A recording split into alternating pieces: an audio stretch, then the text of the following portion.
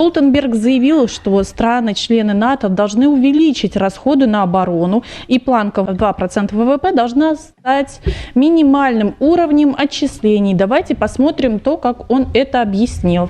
Я знаю, что никогда не бывает легко увеличить расходы на оборону, потому что если вы потратите больше денег на ограждение, то получите чего-то меньше. У нас все меньше средств уходит на здравоохранение, образование, на все другие важные вещи. Но реальность такова, что когда мы живем в более опасном мире, нам просто приходится платить за то, чтобы вкладывать больше средств в ограждение. Потому что без мира и безопасности все остальные вещи, к которым мы стремимся, климат, будут потеряны.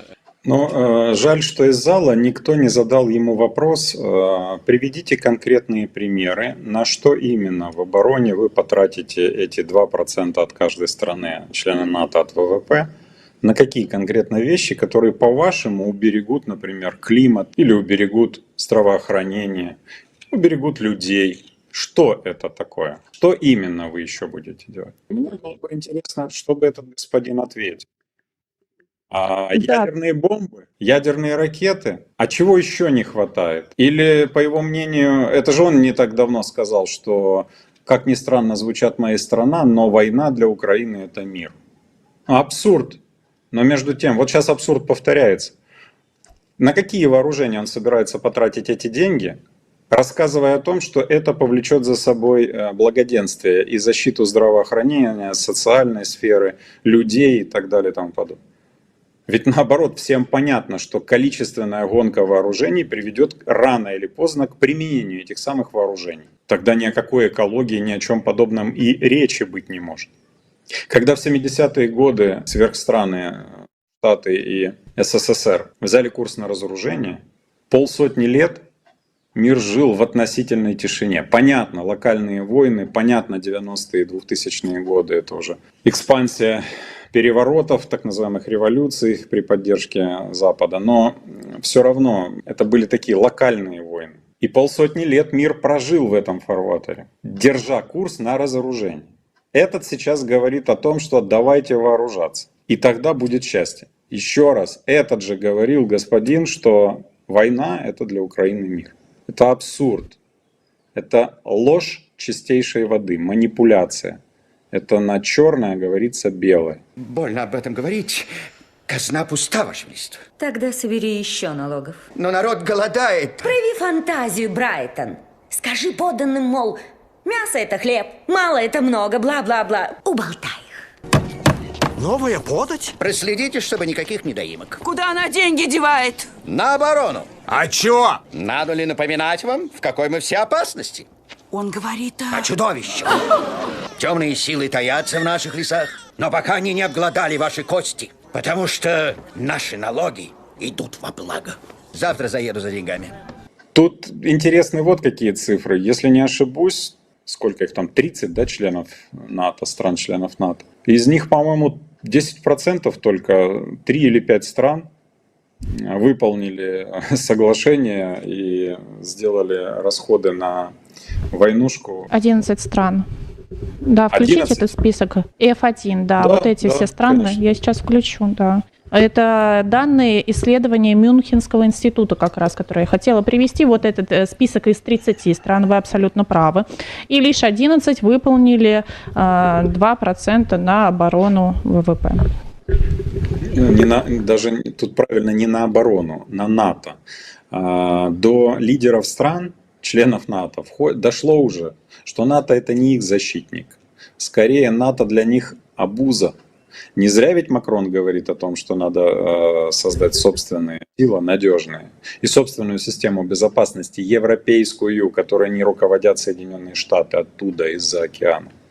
Как только Макрон это сказал, он был подвергнут остракизму со стороны американцев и господина Столтенберга. Турки понимают, что что-то не то с этим НАТО. Венгры понимают. Да, я думаю, и немцы отлично понимают. Многие понимают, что их захомутали.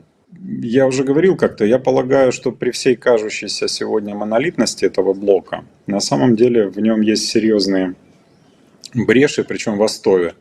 И вполне вероятно, что он посыплется. Я чуть косвенно перечислил страны, которые имеют, мягко говоря, свою точку зрения по поводу дальнейшего развития событий с НАТО. К чему вообще все эти вещи? Да, давайте больше денег. Ну, все очень просто. Давайте больше денег.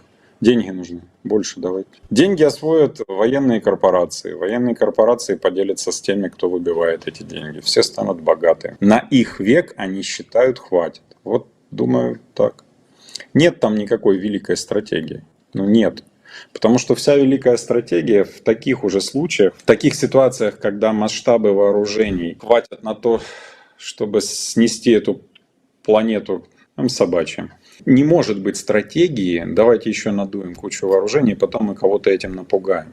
Да все надуваются. Страны уже начинают говорить о том, что мы не будем больше публиковать информацию о системе наших вооружений, о количестве и так далее. Это не только Россия. И страны не будут это делать. А рост вооружений будет идти. А механизмы доставки ядерных боеголовок с каждым годом, ну, если так можно сказать, применить это слово, улучшаются. Да? То есть раньше подлетное время было там столько-то минут, а сейчас это вообще в минуте или в секундах исчисляется.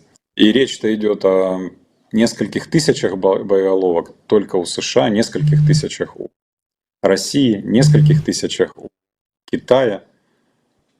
О какой экологии говорит этот деятель? В принципе, он достаточно успешный менеджер и выполняет поставленные задачи. Циничный, безжалостный, это по лицу видно, тонкие губы, почти их нет. Белесые блеклые глаза, выдающийся нос. Скулы. Вам физиогномист расскажет, что это за черты характера. Ну, а с учетом того, что он делает и что говорит, все сходится. Поэтому, я думаю, его, кстати, будут, там все рассказывают, что он в отставку уходит, в отставку. Вот мне кажется, его будут убеждать остаться. Я могу ошибаться, но мне кажется, он для них на своем месте. Еще в 60-е годы у тогдашних достаточно одиозных руководителей, и у Кеннеди, и у Хрущева, хватило ума и понимания, к чему катится мир, точнее, к чему они его катят, если не перестанут катить друг на друга.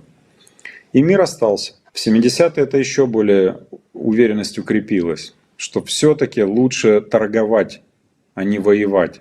Потому что сегодня нет антиоружия на это оружие. Это не мои слова, это любой военный профессиональный скажет. Внимательно надо слушать всех, и друзей, и врагов, и оппонентов, и визави, и коллег. Всех надо внимательно слушать. Раньше еще надо было внимательно слушать всех. Я не хочу сейчас называть, хотя нет, назову. Не так давно президент России сказал, когда у него спросили о том, насколько есть вероятность применения оружия, да, он сказал, что, конечно, Россия рассматривает применение оружия только в том случае, если ее существованию будет грозить опасность смертельная. А когда был вопрос, а каким, условно, да, я прошу простить за утрирование, вторым же стрельните, он сказал, вторым можно не успеть. Сказка ложь, да в ней намек. Есть политические лидеры, которые посылают вовне намеки. Мне кажется, он относится к подобным. Тут со всех точек зрения, знаете, даже с точки зрения математической теории относительности, если там несколько тысяч боеголовок взлетят, то поймать все их невозможно.